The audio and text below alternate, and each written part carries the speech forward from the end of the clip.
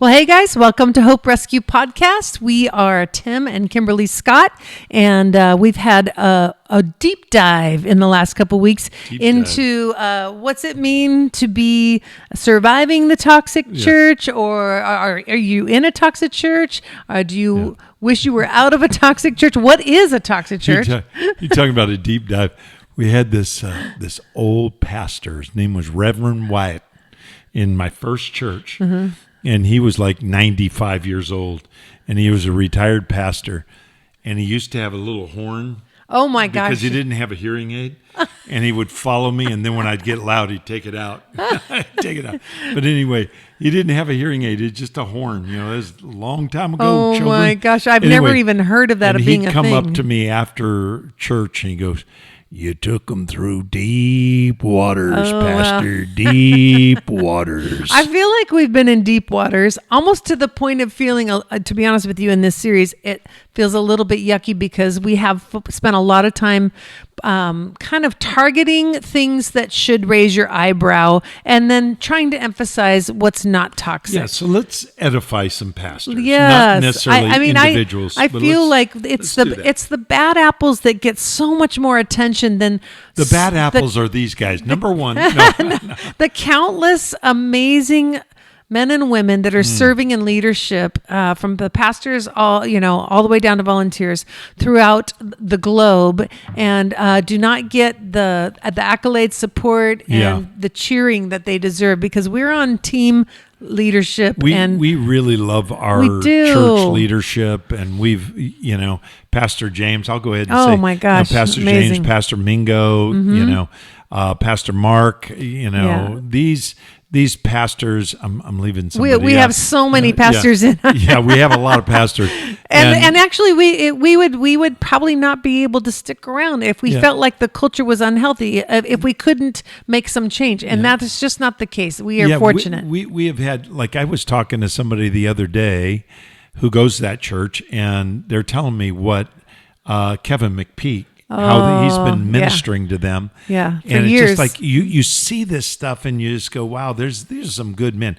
And a lot of pastors that have gotten caught up in toxicity, started out well, and many of them mean well, and they just need a good, shot in the arm to get going in the right direction. An opportunity to get restored, perhaps, if their heart's in the right direction. But we want to focus on that too. We want to focus on the good guys. and removing, we're going to talk about leaders that should be removed. Yeah. And, church leaders that should be removed.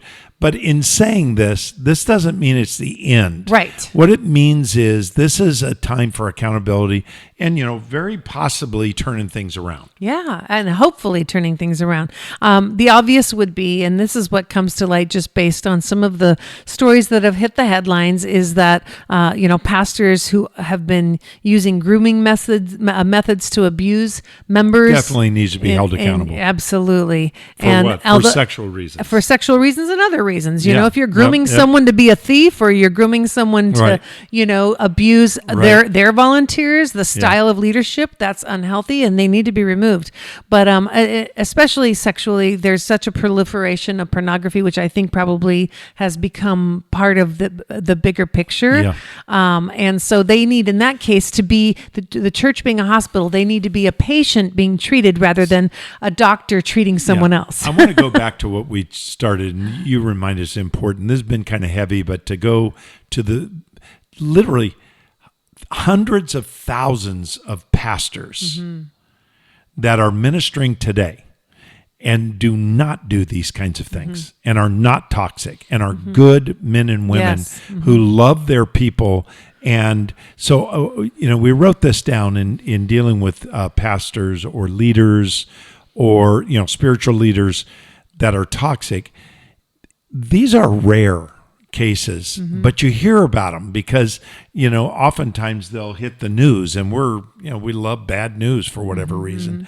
And so you hear about these pastors, and sometimes, you hear about, a large church pastor who has had a, quote, moral fall. But there are so many thousands that have not. And so, let's keep our eye on the ball there. Right. So. And I think, to be mindful that pastors are real people. Right. They struggle just like you in your lifetime and us in ours. We have made big mistakes, and we believe in restoration. And just because you have failed doesn't mean you can't get back up and continue to pursue the calling that God has put on your life. Yeah. And actually with a greater understanding and a greater empathy and wisdom. That's the goal of having learned through going through those deep waters of how you can give that away to people who are struggling in the same way. Yeah. So we believe in that, and we don't feel like just because you failed, you're out for the count. We like the second chance stories. Yeah, we were just thinking about leaders that are not toxic that sometimes are considered toxic. And just a little vignette made up like a parable. A new pastor is appointed to a church. He is following a beloved pastor who had a 25-year tenure. This new pastor has a slightly different ministry style and approach than the 25 tenured pastor.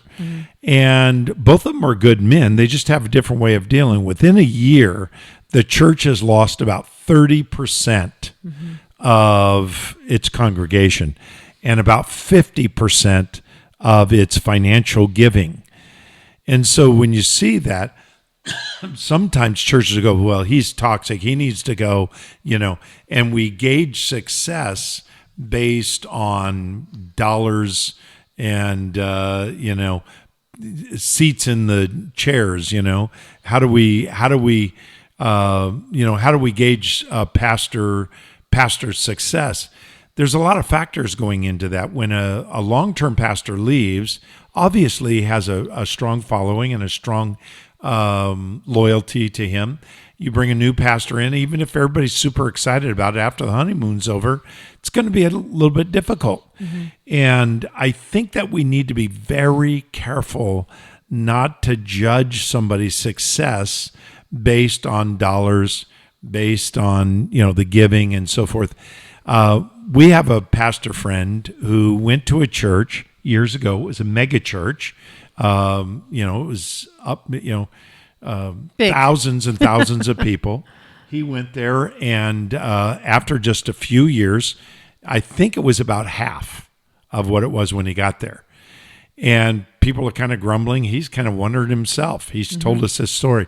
He's wondering himself, what am I doing? I know what to do, and I know how to move this church forward, but it's not moving.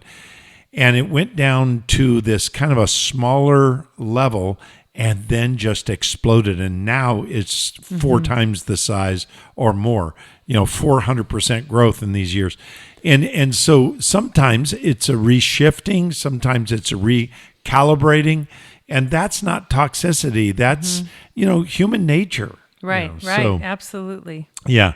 Gossip begins because attendance and dollars drop. And that's going to be a problem. So the pastor needs spiritual support. The pastor needs encouragement, and we need to work together in ministering to people. So. And don't you think, just given our past, I think back at the years, the 5 decades that you've been in ministry, oftentimes when God is doing something new, that like life is built on seasons, ministry is built on seasons. And when there's seasons of change, there's an attrition that happens before growth. And you lose, in my perspective, the right people to be able to accomplish reaching a different group of people. You know what I mean? Yeah, and so that's not necessarily it doesn't mean it's toxic. It means that God's doing something fresh. There's new vision with younger pastors, and they're being raised up and don't always do things right, but to be able to reach their age group and the generations that are coming, Yeah. And it's you're not leading if you're not changing. And and people don't like change unless they're in control of it. Nobody likes change unless they're in control. That's such a good point. But the reality is that leaders change things. And I remember I had gotten pretty stagnant because I'd been at a church for a long time. And Kimberly and I kind of were going through a time where we're going, what should we be doing? And I got some good advice, and we saw the church went down, and then it just exploded with growth. So let's be patient and look for the content and so forth, and not the outcome necessarily. Right. So if you're in a toxic church and you know you've identified that there's toxic behavior in leadership, what do you do? Where do you go with that? We would say number one is to speak up to leadership, not the other members. Go to the source and reach out to who you can that's in leadership. It's unwise for you to insert or assert yourself and your views over the chosen leaders of the church community to other people like a gossip. That's a not a good strategy. It's better to not disrupt the church, and if you can't find a resolution, to leave quietly. Because honestly, I want to speak to this. Yeah. Churches are unique and different, just like we are as human beings. And there is not one fit fits all. Right. And so you have to see church as any place you go, you're not going to find a church that perfectly aligns with your desire, your list of things of preferences. What you have to say is, what can I give up to be a part of this community, to be stronger in this community? Everybody has to give up something. Yeah. And as long as it's not on the essential list, then let it be. Find your best fit. That's my point, is we need to find our best fit, not a perfect fit, but a best fit. Yeah, you make that statement. Everybody gives up something. You say that a lot, and it's really true. Any kind of relationship, you have to give up something, right, and sometimes a lot. Mm-hmm. But you don't compromise yourself in the process. Right. So that's good. The second thing is this: if you're in a toxic church, and this is kind of couples with the first one, and if after repeated careful attempts to be heard by the leadership, and there's no response, you should leave. Mm-hmm. Do not disrupt the church. I know we've already said it. It's like number one. We have to be very careful not to drive the church down because we don't agree with what they're doing. I'll give you an example. I know a person that went to a church. They didn't like the music. Now, here's what's interesting. The music was like that when they first came. The music didn't change while they were there. Mm-hmm. They didn't like the music. And they kind of tolerated it at first. And actually, when I say at first, for several years. They went there for several years, and it just got to them. They didn't like the music. Mm-hmm. And they started complaining to the leadership. And the leadership said, well, there's other churches you can go to. And they just kept bugging them, and finally said, why don't you go to another church? In fact, if you're going to create division in this church over music, you need to go to another church. So we're not going to allow you to do that any longer. You have talked to other people. We know this for sure. You've not just talked to leadership. So we're going to need to have you leave if you don't stop. Mm-hmm. They didn't stop, and so the church did require them to leave. But they were trying to cause division to get their way. Yeah. Every church you go to is going to have different cultures and different, different ways of doing things. So you need to, adjust. Right. Absolutely. So the third thing would be, just because a church is difficult, you don't need to leave. No church is perfect. We kind of touched on that. Therefore, you must decide if you can tolerate the difficulties. And when we say tolerate, again, it doesn't mean tolerate and gossip. It means, can you let that go? Can you give that up? Can that be the thing you give up to be a part of this family and make it work? Be part of what makes it work. And remember, Jesus spits out the lukewarm church, neither hot nor cold, that compromises truth to accommodate society. Now, that's a big deal. You can't stick around in a church that does that compromises what truth is. Yeah, I would rather somebody be passionate and make mistakes than just be lukewarm. Right. I know your works, Jesus said, and this is in Revelation 3, you are neither cold nor hot. I would rather either cold or hot. So because of your lukewarm, neither being cold or hot, I will spit you out of my mouth. For you say, I am rich and I have prospered and I need nothing, not realizing that you are wretched, pitiful, and poor, blind and naked. I counsel you to buy the gold refined by fire so that you may be rich, that's spiritually rich, white garments, that is true holiness, and clothe yourself and cover your nakedness, and that you may be seen, and salve for your eyes so that you're no longer blind, but you might see. And that's what Jesus' approach to the church was. So if you find yourself in a church that is compromising, you don't have to make a big deal. You need to walk away. Right. So, but churches, you shouldn't. If you're switching churches every couple of years, You're might probably have the problem. Yeah.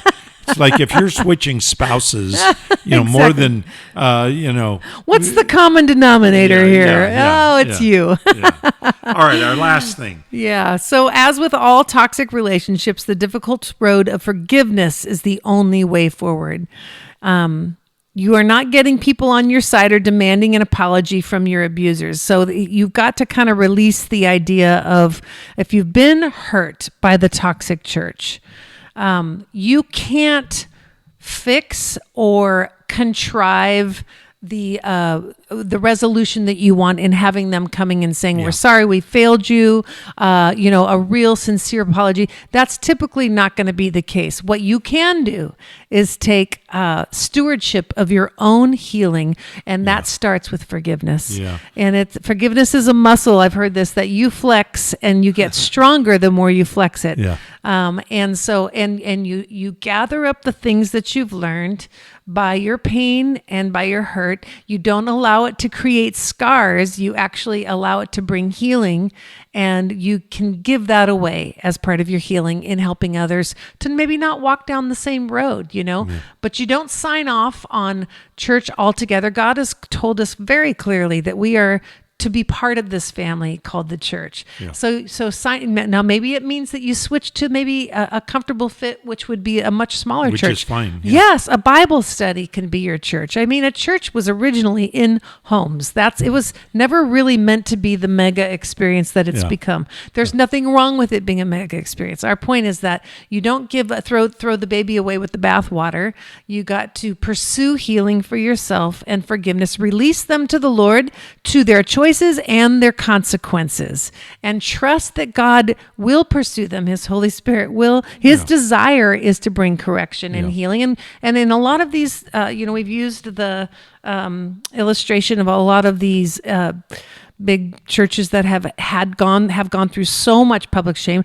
That kind of thing happens, and there's a lot of correction that comes from that sort of thing. You don't wish that upon them, but God uses even those experiences to bring correction to the church and a reminder that we are accountable to Him, but you can take ownership of your own experience and growth and forgiveness. Yeah, think about this.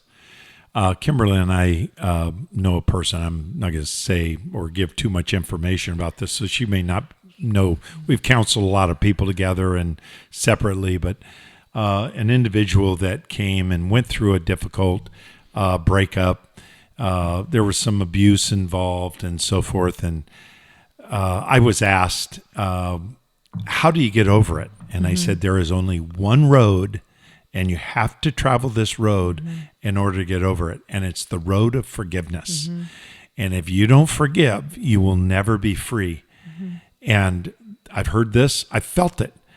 That person doesn't deserve to be forgiven. Yeah, that's not even the point. Right. You deserve to be free. And healed. You deserve to heal. Yeah. You deserve to release this from your heart and let it go.